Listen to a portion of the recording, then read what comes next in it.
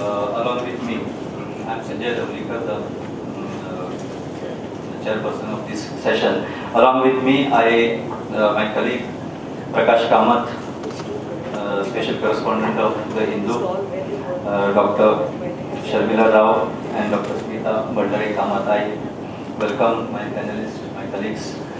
The topic of this session is women's issues need for sensitizing media practitioners.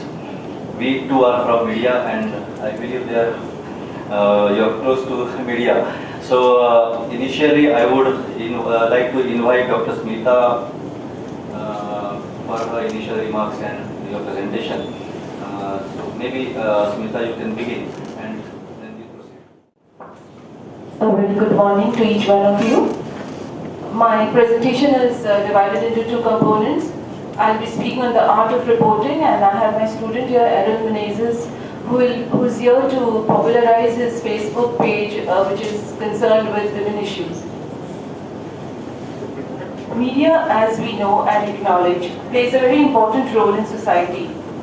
Given the fact it is aided and supplemented by the explosive growth in technology, multimedia, multifora, and multi-pronged tools, all striving to serve 24/7 consumer demands. It can no longer be relegated as just another means that keeps us informed and entertained or infotained. It does much more than that. It shapes our understanding as to who we are and where we are proceeding. It regulates our belief system, our attitude, and in turn, our behavior. Reporting and presentation in turn have proved instrumental in influencing public opinion and impacting national discourse, which can at times bring radical change in the functioning of society, as we have seen in the Nirbhaya case. So what is reporting all about? It is an informational work organized in a narrative, graphic, pictorial, or any other suitable manner relating to a specific period, event, occurrence, or subject, and may be communicated verbally or in a non-verbal manner. In other words, reporting is nothing but the art of storytelling with respect to various issues which can range from finance to war, to culture, to violence, to gender, and much more. Reporting and presenting facts effectively, yet in an unbiased, gender-responsive manner, is the challenge encountered by media practitioners. Going back to the classical case of John bait Mary. Now this is an event. It can be reported as Mary was beaten by John, Mary was battered, or Mary is a battered lady. The last form of reporting the same event immediately draws up a picture of a victim which is weak, passive, helpless, and a pathetic woman. Observe how the reporting has moved the focus from the perpetrator John to Mary, the victim. The write-up or narration may also further indulge in a victim-centric reporting as to what the victim was wearing, was she drunk, was she in a secluded place, was she out late in the night, or the reporting could also focus on the act. How heinous was the act, what tools were employed, how long did the ordeal last. In other words, the entire write-up can be spiced up, sensationalized, and in turn commercialized.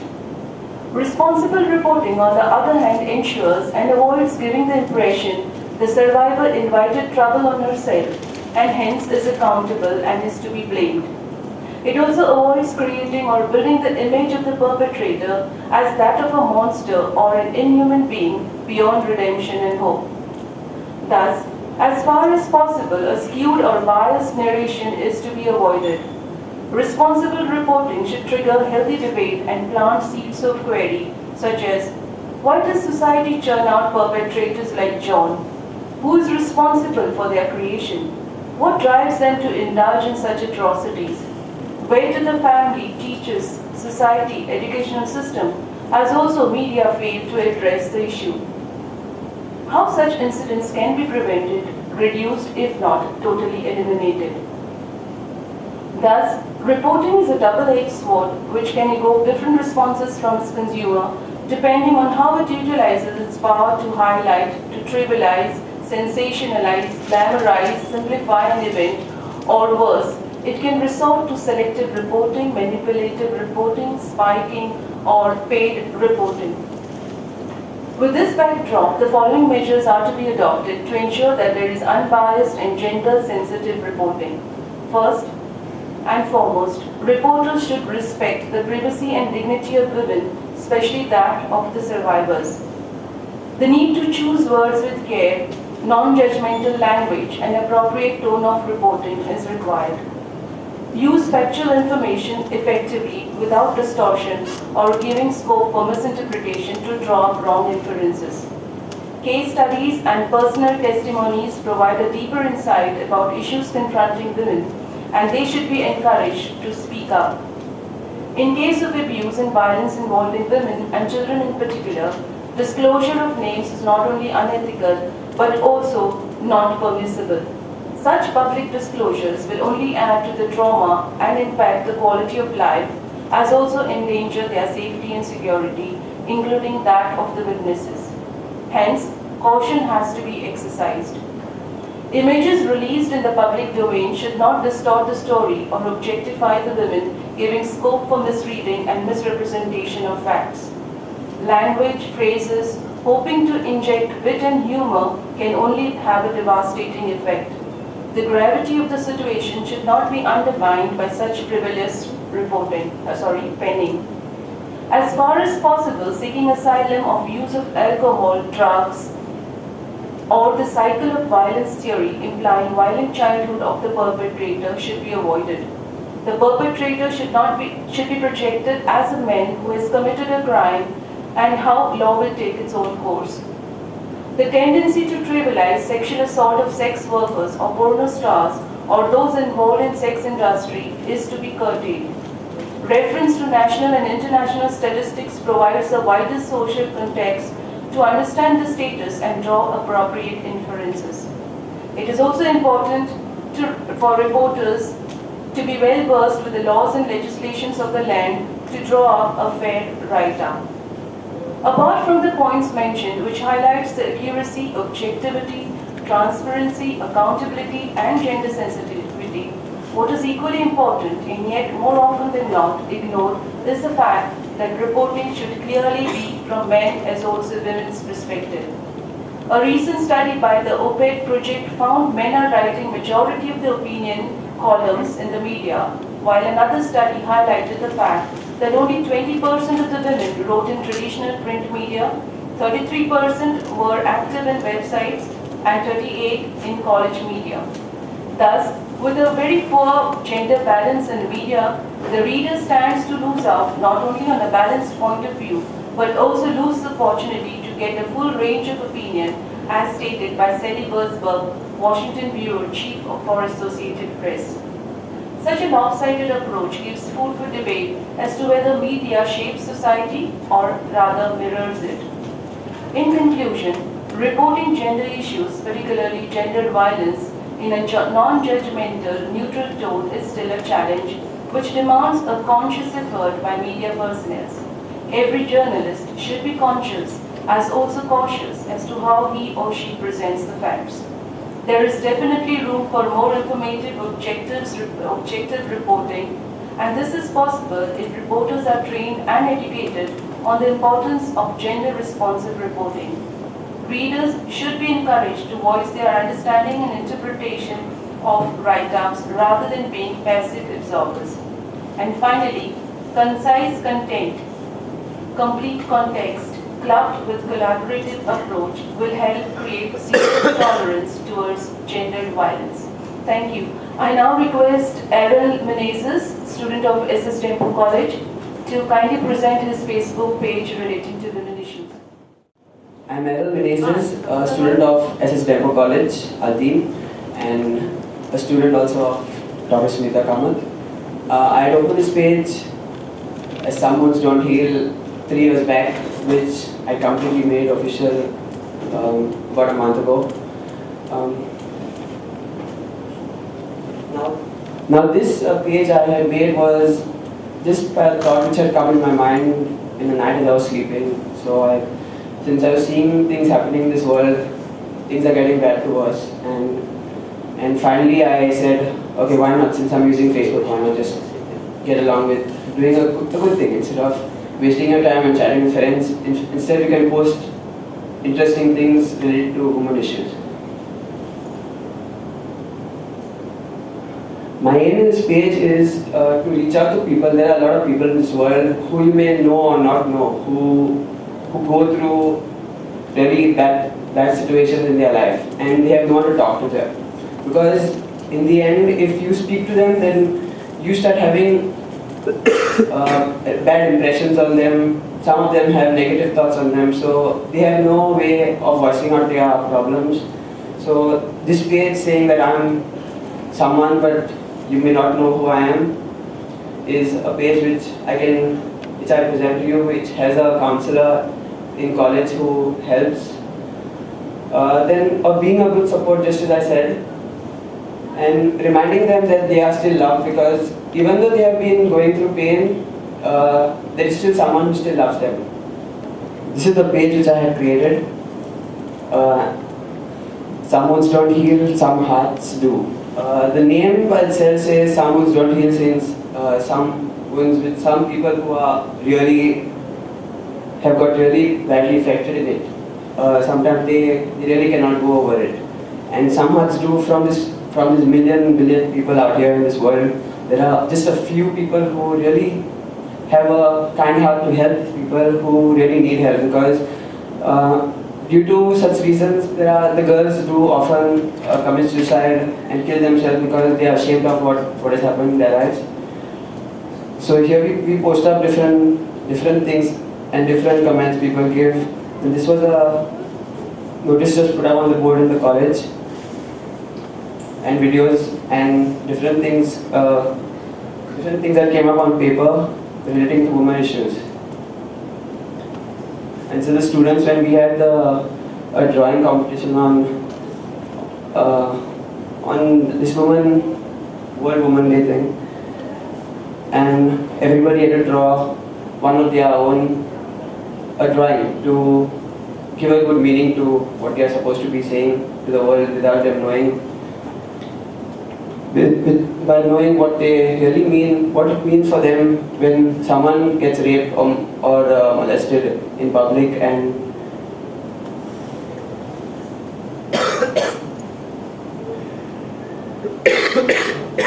then there was a teacher who would come to our college also to talk about this, so I got a good chance to take a picture of the teacher who had come, and that's my class, which is there over there.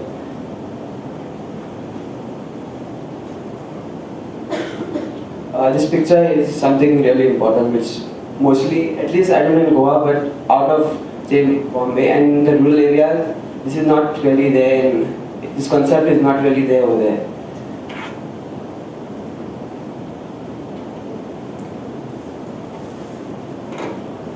This was when I opened the official page on Facebook, 24th February.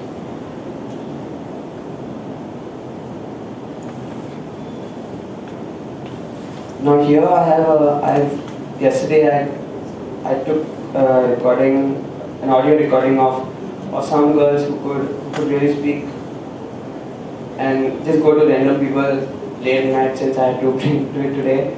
So I got a recording of these girls who really volunteered to speak on this latest topic that's coming out nowadays. I got the eye of the tiger.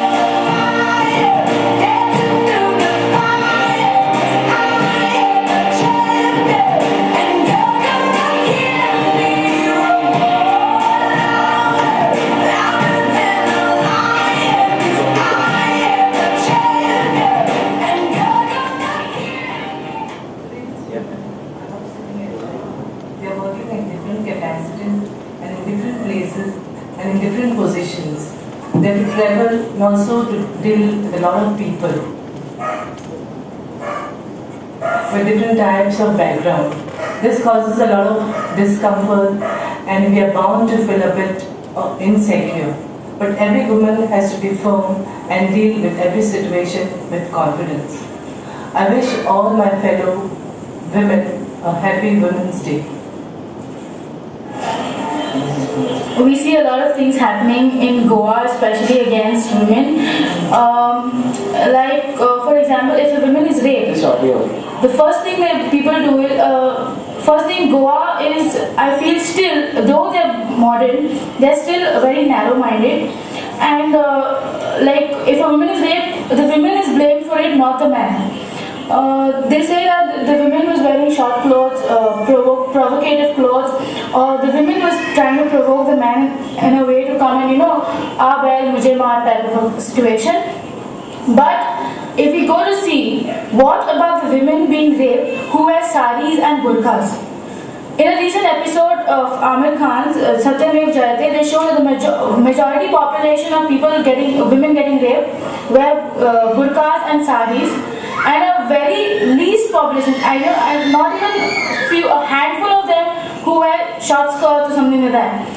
It's not in a way the women provocates a man, but it is actually the rapist's mind who thinks of raping women.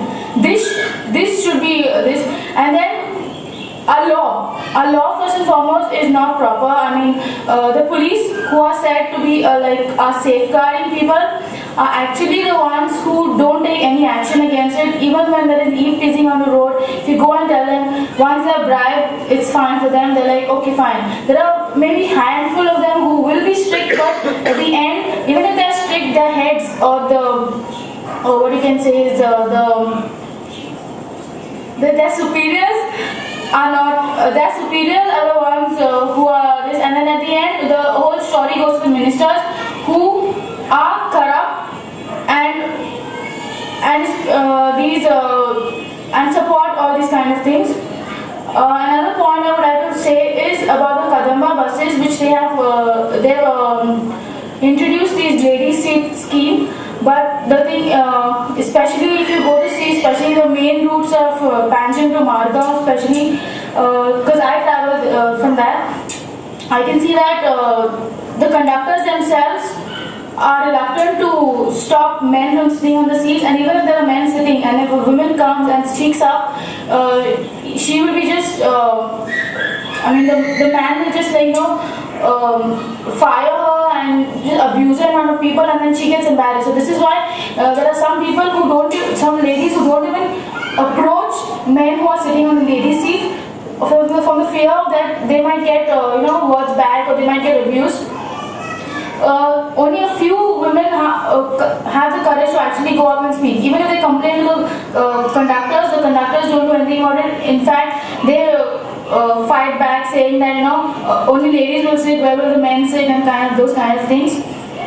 Then another thing is our women's cell. Our women's cell is also not strong, because I know of an incident where my friend, she had gone to the women's cell, and the way they spoke to her was very rude, which wasn't supposed to be done, because she was not in a state of mind to answer all the questions they asked. So I would just like to say that the law should be made more strict, and firstly we should not have all these bribe corruptions going on. The youth should stand up and fight for all these things, especially enter into these police personnel things and throw all these corrupt people out of the system, and the entire system should be changed. Thank you. As seen in today's news, things are becoming bad from worse. And it is seen that women are insecure in this world due to molestation, rape, and many other things. Thanks to these people, since they roam around, so they know what really happens around Goa. I'm in Panjim, so I know what happens in Panjim. So I get whatever updates I get, I put into this page. And I would also like to tell y'all people to, in case y'all have some kind of post to be put up or anything to share with the other people because there could be someone who has the same similar situation as you have, and if they read your post, maybe they could have a second thought that I have someone who has the same situation, so I could talk to them about it, and then maybe both of y'all could get together and talk about it, and that could make the world a better place. Thank you. Good work, Will. I think such initiatives from students and younger generation will go a long way to create awareness and bring participation on such issues. Next speaker, I would request Dr. Sharmila Kamath. She is a practicing. Hello, I am Sharmila Rao and I am a dentist. And believe me, in the dental chair, we get some amazing confessions, so many confidences.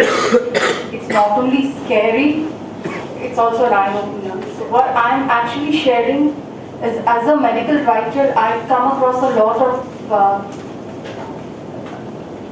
inputs of research that happens in the pharmaceutical section. And then I also have this practice, the experience and the hearings I get from my private practice. So it's two totally, shall I say, mutually different areas that I have the input from, and I'm just will Malish me that I need the PowerPoint. How do I go about it? Now, when we talk in terms of media, and I'm particularly speak in the area of health, we get affected. There are some learnings that get transmitted from the media. These could be direct, or sometimes they are so subtle that we don't even realize that this particular thing has been transmitted. So when I say media, there is print media, there's audiovisual media, and in the audiovisual media, we talk about information, we talk about entertainment, and we talk about social media. Social media is something I'm not very aware about, so I'm not going to talk about it. Now, when we come to print media, there are a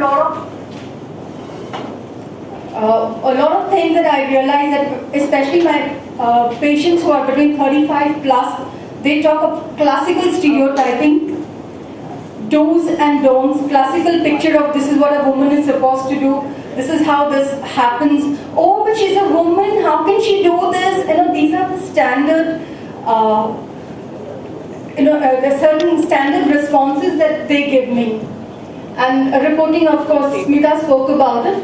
And another very interesting, vast area I find this among teenagers is what is called a striplet. That's the romantic novels. There was this one girl who was very fond of reading adventure books, and I'm not talking about 20, 30 years ago when I was in college. I'm talking in a very contemporary thing. But she reads all those boys' books. So we even have this sort of image that girls read so-and-so topics, boys read so-and-so topic. Pick up any magazine that's targeted to women.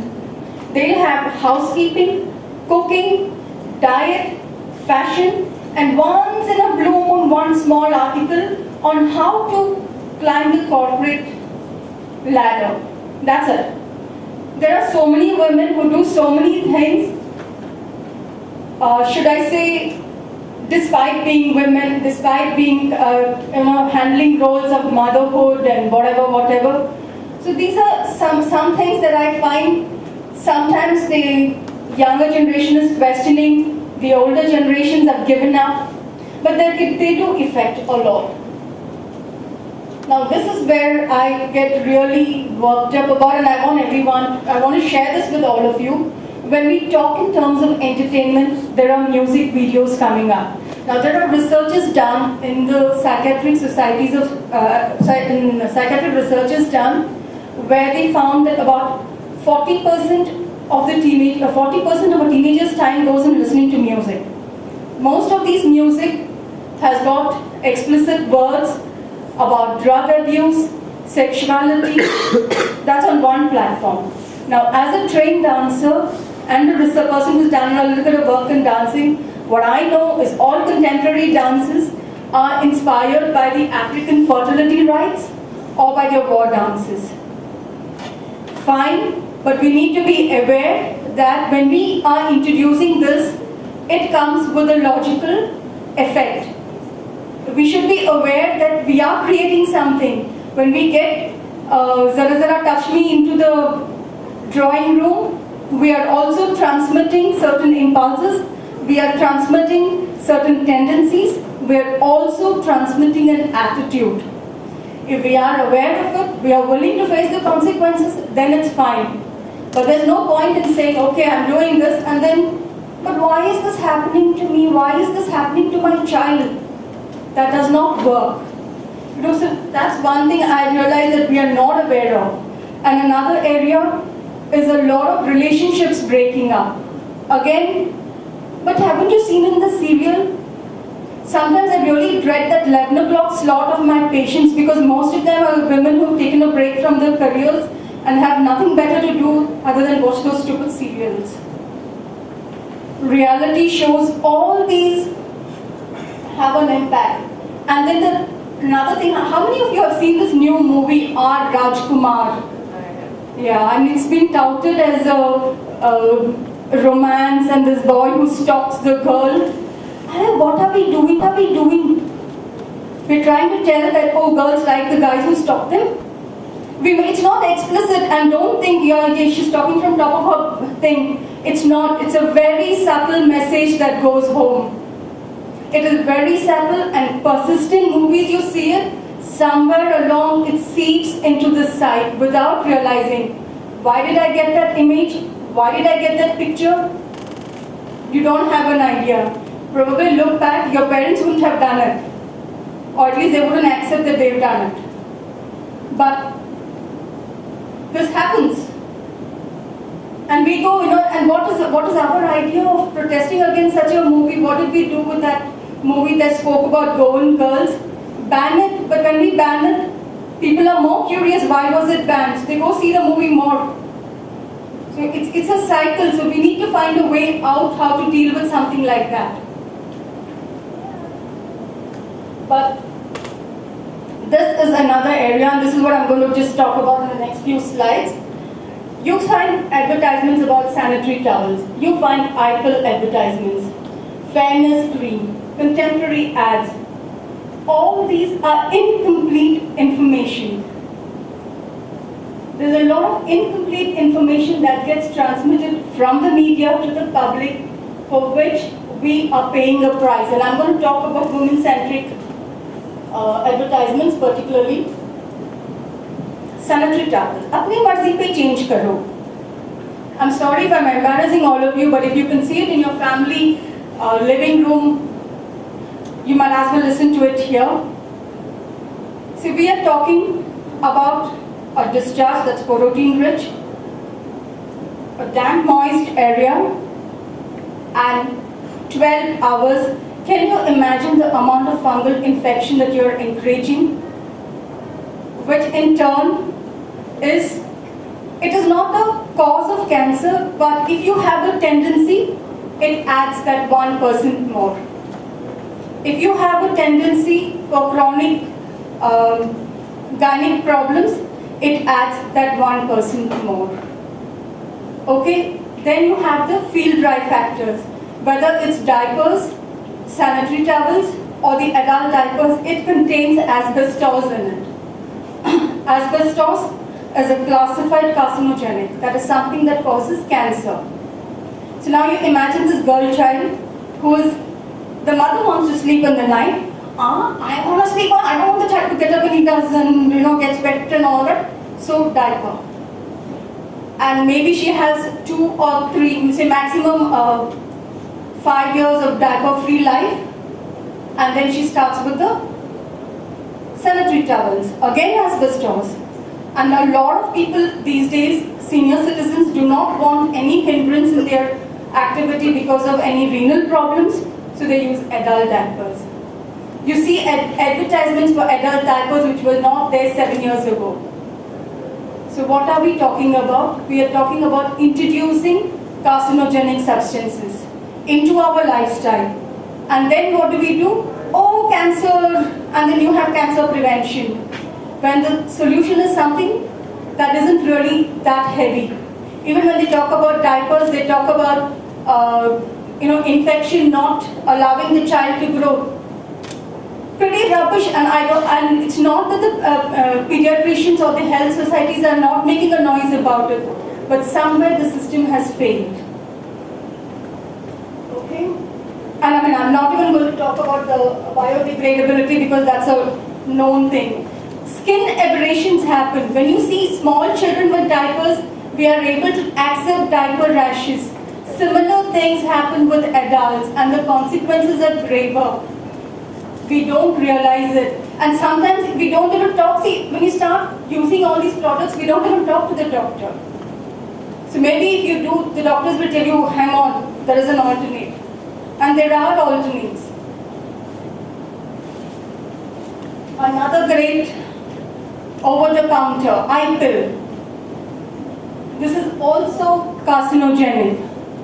But that's a minor thing. What is more worrying about this is it is an over-the-counter drug. People go and they buy. How many of you have seen the ad?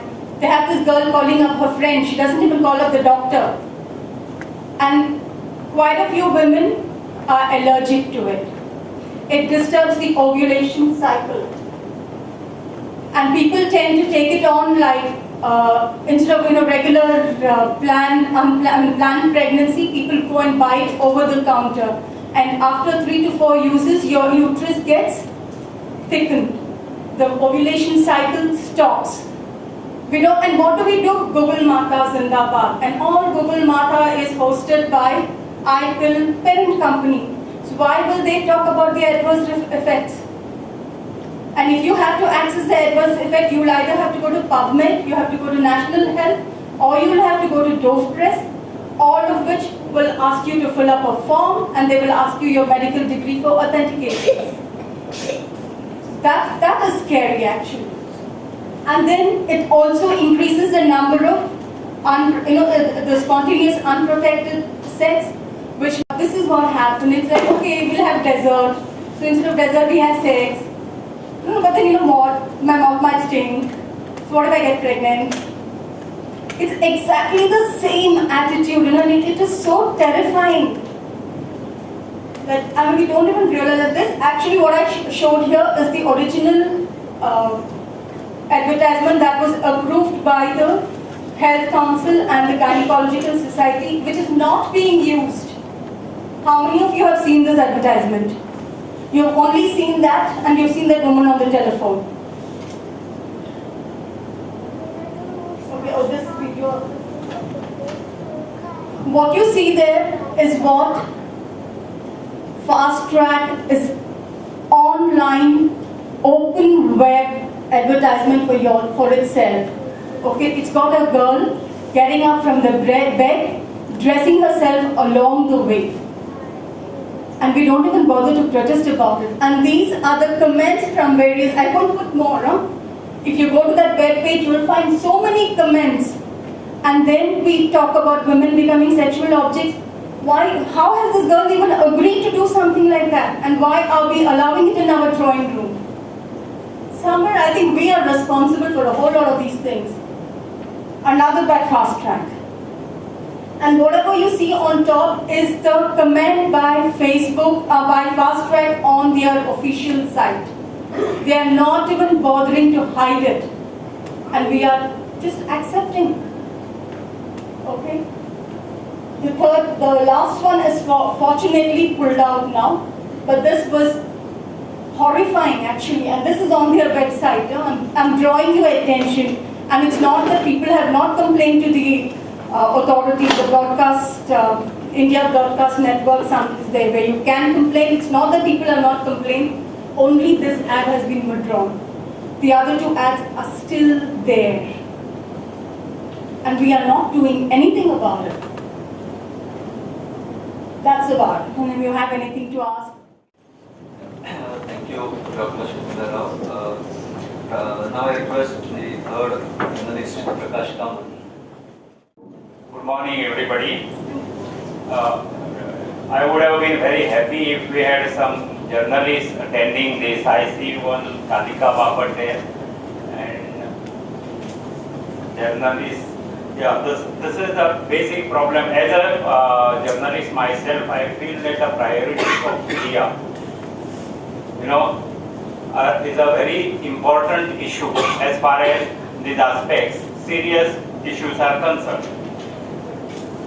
When we go to this topic, I think we should go back to what Mr. Dayal of FES, his present here, said yesterday. He said, among other things, that mainstream newspapers devote less than 2% space to women's issues, of which 50% is consumed by sensational news. The crux of the matter is this. The problem is the priority as far as women is concerned. 2% coverage. Supposing we talk of mainstream means say national papers, and always wherever tendency is classes, masses follow classes. In media also we see that all other papers, be it regional papers, small papers, they have the tendency to ape mainstream papers. What say big Times of India does, our small Goa papers try to ape them in whatever way. So this is the problem. So when these big so-called leaders in the industry do this, that is what percolates down. So this is the tendency. Now we have to see why this happens.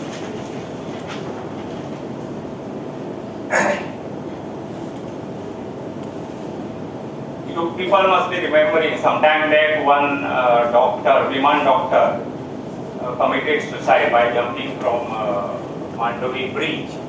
Next day, one of the English newspapers had a caricature jumping with two kids from the bridge. Big splashed on front page. How much sensitivity was involved in that? Problem is, what were we trying to do? What the media is trying to do? Try to encash the event at the lack of sensitivity. There are people, experts say that behind every one successful suicide, there are 20 unsuccessful or attempts. So when this kind of situation is there, are we sensitive towards public issues? Are we sensitive towards family issues? These are the things. Why and how these things are driven? These things are market driven. This kind of coverage is driven by market, sensationalized. Ms. Bhandari said earlier, sensationalized. She used a nice word. I'll just get.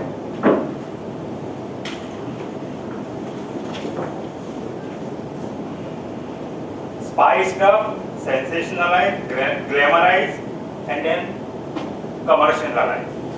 Commerce. So this is the problem. Now another issue. We have one high-profile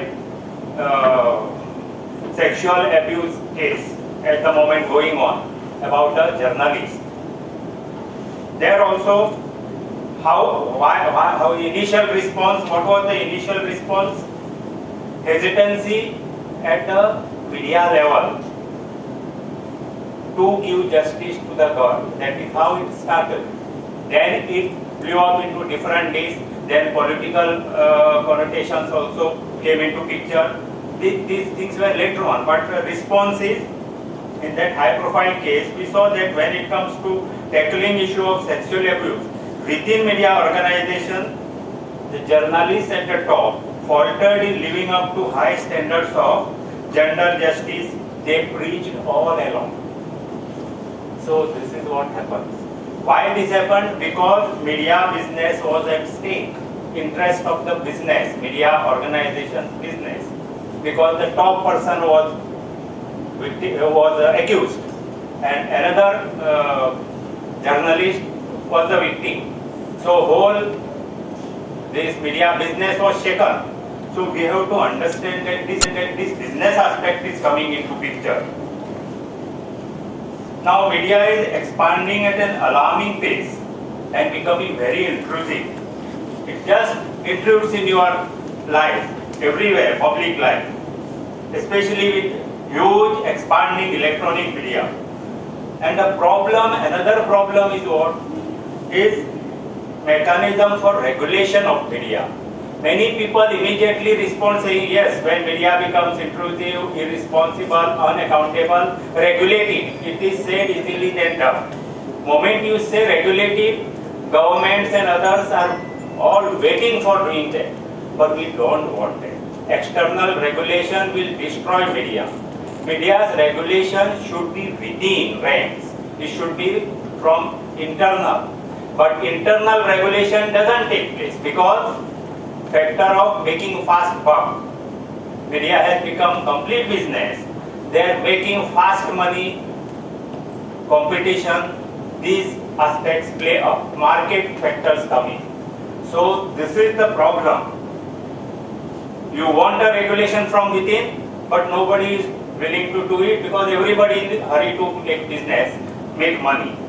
And if you allow external forces, they will clamp down. Then media will lose its whole teeth to work as a watchdog of people's aspirations and people's repository of freedom of expression of people. Then we have mechanisms like press council. They are also not able to effectively regulate. They lack teeth. They operate on moral authority, which is no more working, because moral authority worked till media was very responsible and accountable to the people. Now media is becoming accountable to the business of the organization, to the profit levels. So that moral force is not working. So press council's effectiveness also has been lost. Again, electronic media doesn't come under press council. So these are the aspects.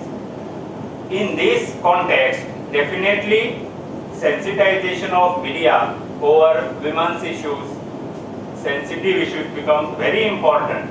And how it will happen? It can only happen through spread of what is known as media literacy among people, which is very poor.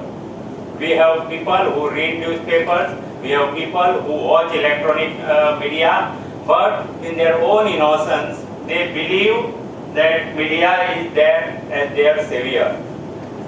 Media will, you have to understand that you should, unless you understand what is going beyond media, that is the media literacy. This has to spread. And media literacy to spread and be effective, it should be good journalists, and I said yesterday, good journalists and good people, that is citizens, readers, they should be on the same page.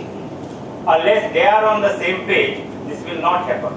People identify a journalist or a reporter who comes to report with the media. That is because of lack of media literacy. Today, I as a reporter of a newspaper would like to write about this. Come here, attend and write about this. But my organization's priority is what? Supposing Modi is coming there, or Rahul Gandhi is coming there for a meeting. Full journalist battalion will be sent there. Why? Because media houses will be given advertisements, full page advertisements you will see on the same day for the coverage. So what happens is, priorities for the management's priorities for that. You will not issue advertisements. So individual journalists will try and take out time and come here. But no compulsion for that journalist to go and write about this.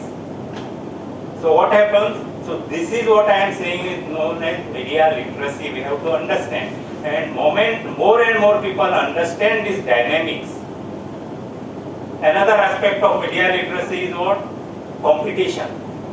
Media is scared of that. Media exploits competition to garner profit, garner more this. At the same time, media is afraid of this because many issues are covered only because there is competition. Supposing there was no competition in the media market, some issues they would have fully ignored. That's what was happening in good old days. There were only few newspapers. In Goa, for instance, in English there was one leading paper. In Marathi vernacular there was one. If they took up the issue, that means they were the issues of the people. If they never took up the issue, it was not the issue. For instance, I will tell you. When there is a lathi charge on people, magistrate has to order lathi charge. Otherwise, legally it is not a lathi charge. There were instances when people were beaten up, there were injured people, but if you ask, magistrate says he has not ordered lathi charge. So there were papers who is to be afraid to give that as a lathi charge.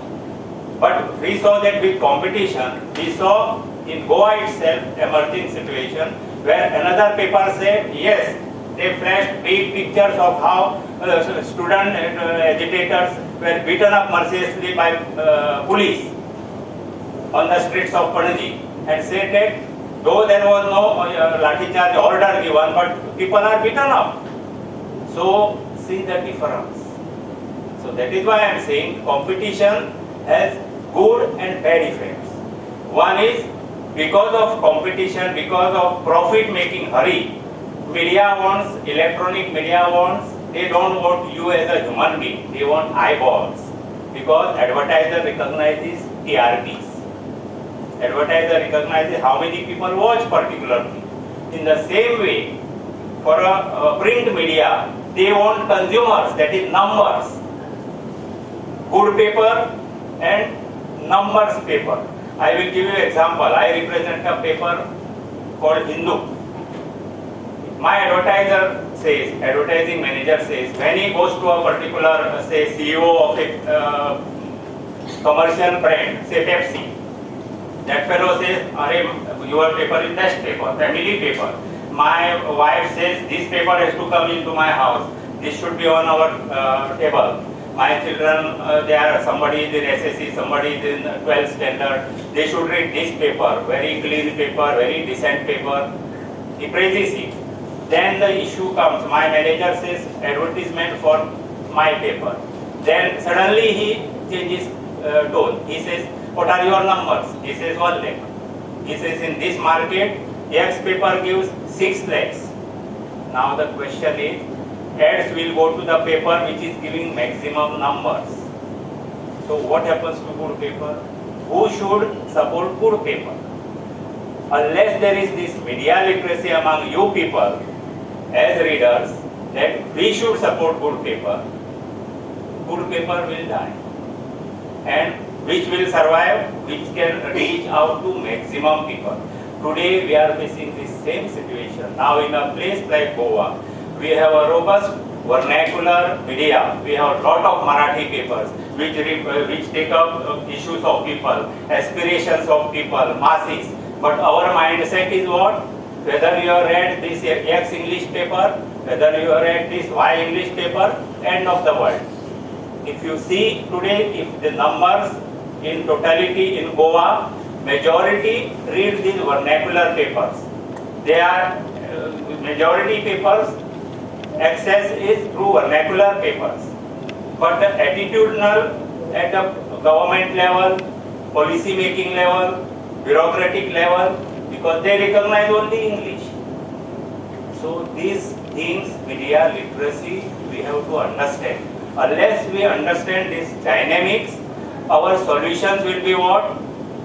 Our problems are 21st century problems. We are a fast growing media, we are a very robust media, intrusive media is attacking us, and our solutions are of 15th century. They don't work. So we have to understand how media functions. There are instances where many of these issues don't appear in media because there are no people who can translate certain things in English, or for vernacular media they can't translate and give in Marathi or Konkani. This is the problem. Among students, I'm sorry to say, yesterday I did not find one student saying that I read a Marathi paper or I read a Konkani paper. If that is the situation among you, how you can imagine that you represent media this? So this has to understand. So before we come to solutions, I think these are the aspects. Our media literacy, this has to increase. Another aspect I will tell you, media ownership has become very important aspect. I'll just finish this. Media ownership has become very important. What is media's freedom? Media represents freedom of people. It is not Prakash Kamat's freedom. It is the freedom I get on behalf of people. Supposing tomorrow I am beaten up because I write something, there will be a big outrage. Police will have to catch the people. Why? There will be responses, there will be dharna. Why? Because I represent people. So when I represent people, freedom of expression of people is at stake. And courts have expanded this freedom. Why? Not because of the individual. As a society, it is the freedom of people. That is why courts have, every time governments or whoever tried to narrow this freedom, courts have expanded it. Said no, it is a freedom he is exercising on behalf of people. So this is the situation. But media becoming completely business oriented, what has happened is their own interests are coming in. Owner's son wants to become a minister. Owner wants to become a MP. So he is using this. So that is his personal interest. He wants to expand into more and more businesses. So he is using this cloud of media. So ownership, not only to make profits, maximize profit through business, but external businesses also. So this is one. This is what we are facing. Added to that is another danger. When comes election, what we want, people want to have independent views, independent news and objective views. Objective, it should be there, which doesn't happen. Why? Because owner starts seeing his interest. That is why we have seen what is known as paid news. This was one aspect. So this space for independent and objective news views was narrowing down as it is, with media becoming business. Now one more danger has added. What is the danger? Now ideology newspapers are coming. BJP newspaper, Congress newspaper, AIDMK newspaper, DMK newspaper, DMK channel. So what is happening? This space of independent news, independent objective views, all this is further narrowing down. We have to understand that.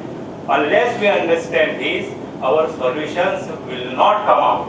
So that is why I am saying that media literacy is the first thing that we have to do.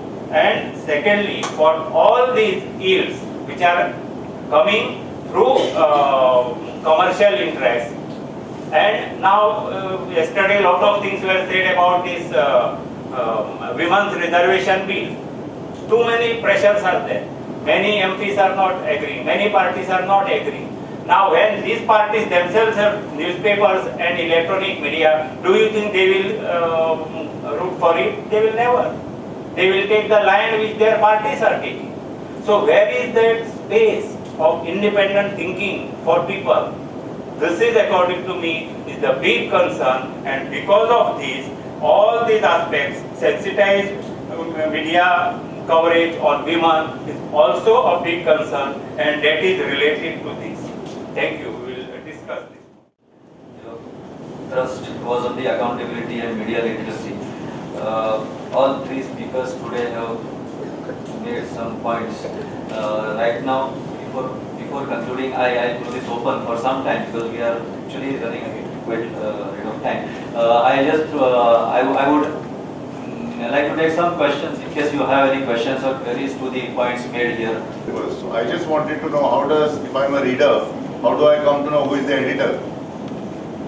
I just want to share one very interesting point. Yeah.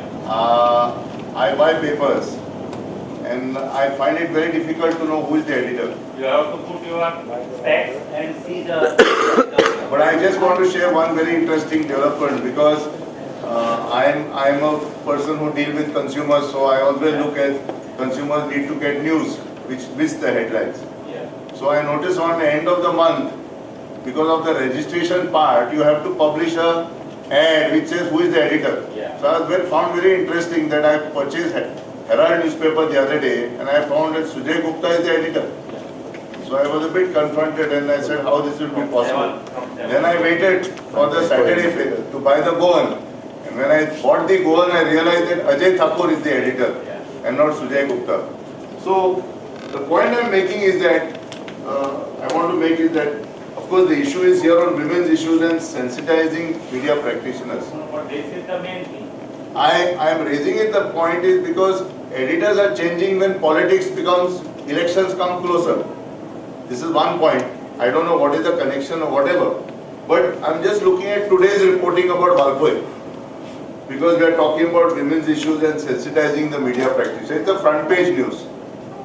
A young boy has died. His body is found in the river. Okay? Missing complaint has gone on the 6th. And it's front page news in the English paper today.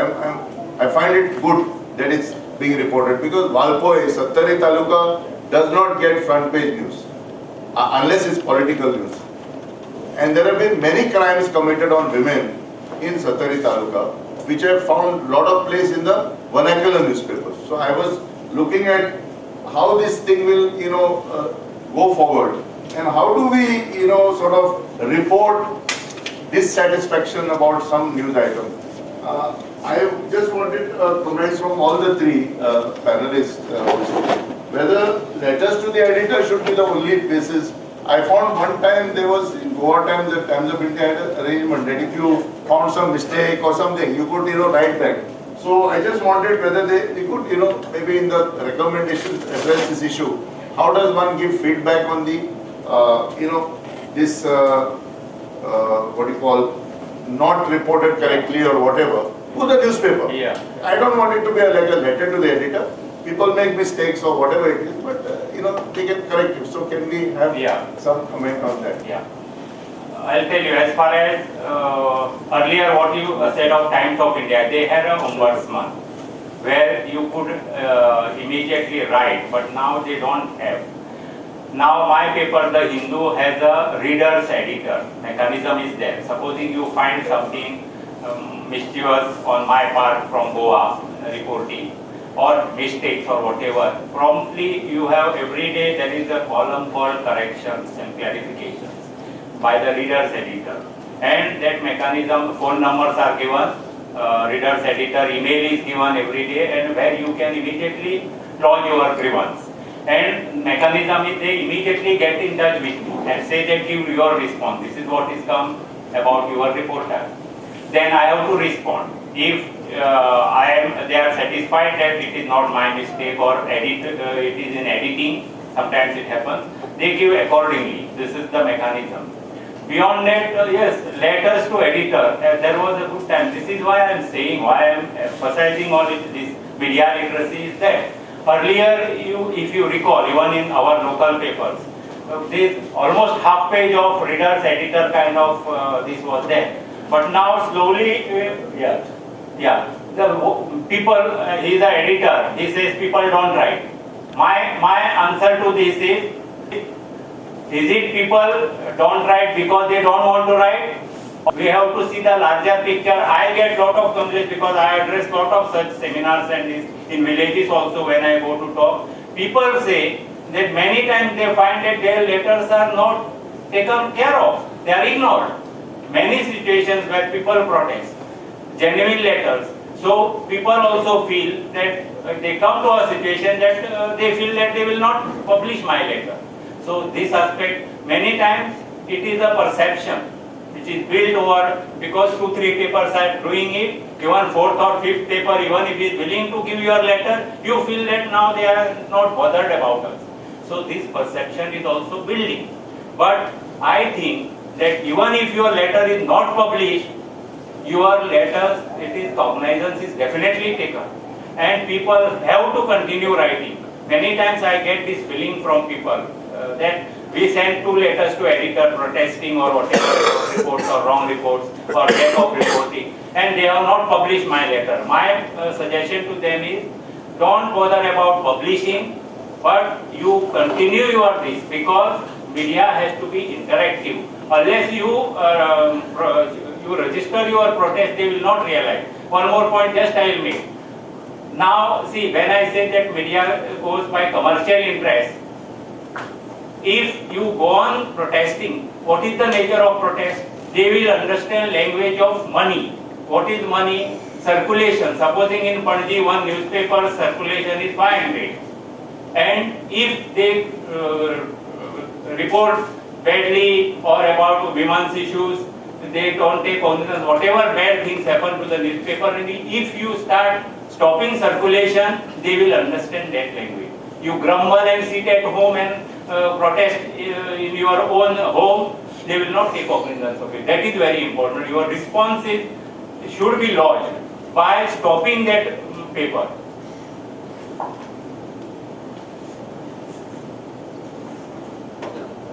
Just two things I would say. One is letters to the editor. I believe is a very strong column, is a strong weapon which is not really used. Like in case of my newspaper, I really wait for people to write. So many people would tell me on phone.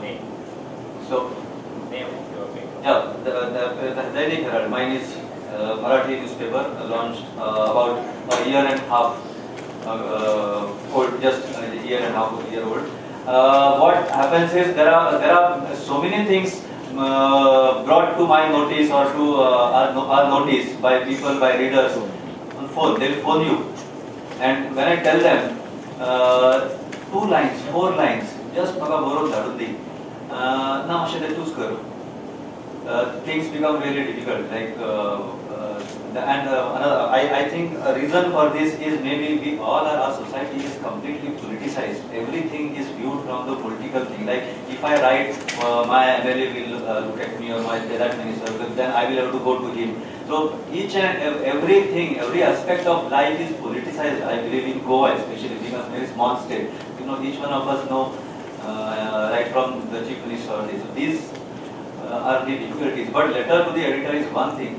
I would say, even if it is not published, keep writing, as Prakash said. It builds up a pressure on management, on the editor, on senior journalist of a newspaper, of a channel, whatever. Your response puts a pressure, and at least certain things to some extent can move. Yes. So I write on and off the local newspapers, and letter to editor is one of the option open. There are 2 observations I have noticed. One is, if they carry it, they will edit it, they will remove the punch. The impact of your letter is lost. It just appears very insipid, and the focus is lost totally. The second thing is, constantly I have to call up and ask, are you carrying it? Are you carrying it? Yes, definitely we are carrying it. And the event has taken, it's over, and after ages they will publish. So people have lost track, the reference is lost, the context is lost. So then you start wondering, is there any point? Because when the issue is hot and you are voicing, you are reacting to that event, it is not being carried. Secondly, if you go to the vernacular papers and you write, and I'm not very good at Marathi or Konkani, Papa, you please translate and get. Now who's going to sit and translate? And you should have a translator, because there are many people who want to express but may not be effective enough. So why are the vernacular papers not having somebody to do that job? Because it takes time and it requires effort, and I'm not very confident when I write in vernacular language. So I think vernacular papers could have this option open where you can send an email right away when you're sending one paper, you CC it to many other papers. So I think these are 2 aspects that we can consider. Can I just point out one issue? See, there's one thing I've noticed the past 3 years I've been housebound, so I've been doing nothing but on the web. But I find that Goa Speaks has a column. There's a Facebook page called Goa Speak, which carries responses to a lot of news that gets published. It really has got, and then it voices, but whether it translates to activity, I don't know. And at one point, Navhind had a feedback at Navhind where you can send in your information. But as she said, there's a lot of editing that happens. The Goa Speaks page carries a lot of feedback on a lot of paper news. Just I will add now exactly what I was saying. My point is this. Why that editing happens? Because paper wants to look good in the eyes of readers. Correct? So it is registered. Don't feel that it Of paper news. Just I will add now exactly what I was saying. My point is this. Why that editing happens? Because paper wants to look good in the eyes of readers. Correct? So it is registered. Don't feel that it is your whatever that negative this you have brought out is registered. They don't want to show their face, wrong face. That's the mistake. But definitely you should not stop. You should write more. Gandhiji said if democracy, they don't understand democracy, give them more democracy. That is exactly the way. If you stop, then you are at a mistake. I think you should write more letters. That is the only way, because you are not in position to publish. Only choice is that, as you said, you have to go to use alternate channels. There are more English papers. Try and give whatever other papers will not publish about a particular paper. That ethics comes into play. But issue-based, all the papers. All the papers. That has to happen. But many times I will also tell you that among NGOs and all, sometimes this tendency is there. They don't protest. because they will stop carrying my coverage. This adds to the problem. It was such a coincidence that I came to know he was the editor of Dainik Herald. Recently, I mean to say around, it will be more than 1.5 months back, one article was reported by one of your papers, and there was a show cause notice also issued to the reporter concerned, but the reporter did not even come to clarify his stand. Without giving an interview, article was published, was given an interview for a committee, and the committee issued a show cause notice, but till date the reporter of your concerned paper has not even reported, because what has happened, officially the facts on record were different, and there was this NGO who was constantly feeding wrong information, and that was coming on the local newspapers, this paper as well as the other English daily. And this is continuing. Somewhere, every week, something comes on that particular committee, which is actually not the correct facts on record. So how do you kind of, streamline this procedure? And it so happened that it was your newspaper only, as you said, you should. I don't know which issue you are referring to, but we also have procedures. Our reporters are responsible. They usually speak to the concerned person, and it depends on journalist to journalist. At least I have insisted, even I know Prakash has insisted that both sides, or if there are different angles, all should be reported and they should come. Maybe that particular case we can even discuss later on, because we need not waste that's the time. reason it is something yes, which it's is maybe about one case. In case there are provisions like reporting has to be complete, including all the sides, and then sometimes it happens that the other side is not reported because the other side doesn't want to respond, and after the response comes after the news is published, because then they think people think they are at fault. So maybe I would say it is primary responsibility of a journalist or a reporter to report both the sides, but it is equally responsibility of the other side also to respond and to give their feedback. The problem faced by many reporters is when they are contacted, the authorities are contacted. I work as a reporter. The authorities, they do not want to come on the record. And then they have this you did not take my quote, or you did not take my response. So it becomes difficult, the things become difficult. This particular case we will, I'll really see after this program. आणि आता खूप त्रास दिले, mentally त्रास दिले आणि आमचे पैसे काढून घेतले, आता मी बाहेर बसतं आम्ही करून आम्ही पत्र सगळ्या पेपरांवरून दिले, तुमच्या नावान दिले, तर फक्त तुम्ही छापले गोमंतकान नाव घाललं असं नाही नवप्रभात. बाकीचे म्हाका सगळे म्हणना आम्ही छापू शकना, तांचे आमकां एड येता, दुसऱ्या कडेन आमकां वचपाक जाय. हांवें म्हजें जाल्लो अन्याय, इतले त्रास जाल्ले मेंटली, ते हांवें बरोवन दिलें म्हज्या नांवान. नांवान न छापपाक बी कितें आशिल्लें, तें अपोलोच म्हण नांव आयिल्लें पेपराचेर, तुमी तें छापलें, बरें एडिट करून छापलें. सो दत्ता जाली जाली, खूब लोकांनी म्हाका मेळ्ळें, पूण बाकीचे पेपर एक तर छापूकच ना. How I look at it is, we need to sensitize our own children and students to interpret what is dished to us. Everything is dumped on us. We are passive absorbers. We just look at it and we forget it, or we just have a tea over the coffee sort of a discussion. We need to tell our children, analyze what is being done. Is this ad appropriate? Is this write-up correct? So when we sit and discuss it with our children at home or in classrooms, if you're a teacher, I think then there will be a change in the mindset. Or else we are all going to be passive recipients of what is being thrown at us. Consumers. So, yes, as consumers. So we need to change the mindset. This is part of media. This is more important because now social media, what Shubhra was referring, is becoming more powerful and more used by even younger generation. This sensitization at that level is more important, I would say. I would just try to wind up. There were various points were raised. Smita said, she stressed on the objective reporting of women issues, crime. Then Dr. Sharmila was highlighting though initially she said she's not used to the social media, but then actually social media is used and misused to frame and defame with the help of various issues.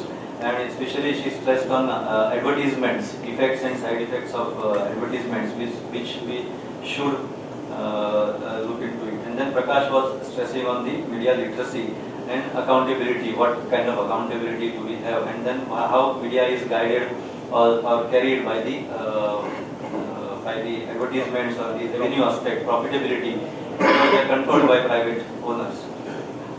Then I would just like to add a few points.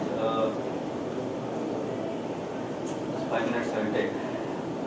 I believe basically women issues with sensitization is what? Making journalists or media practitioners more sensitive and aware about the issues. Not only issues about the life, about how do we present women, how do we portray her achievements. Basically, I believe should be in a whole. Not only issues or not only violence. How much space? Somebody mentioned. I think you mentioned. Hardly less than 2% space we give to these issues, to women issues, to achievements. And if we decide to increase this space, especially in print media as well as in electronic, because social media cannot be controlled. Social media belongs to everybody. At least this print and electronic media, I believe, can be controlled because there are owners, there are controllers sitting there, and they can control this content. It is said that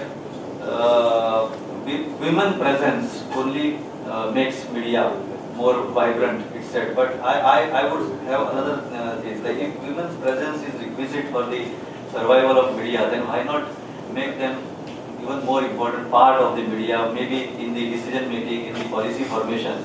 As a press council was mentioned here, we have a body of press council, but then how press council functions, or what press council doesn't have the statutory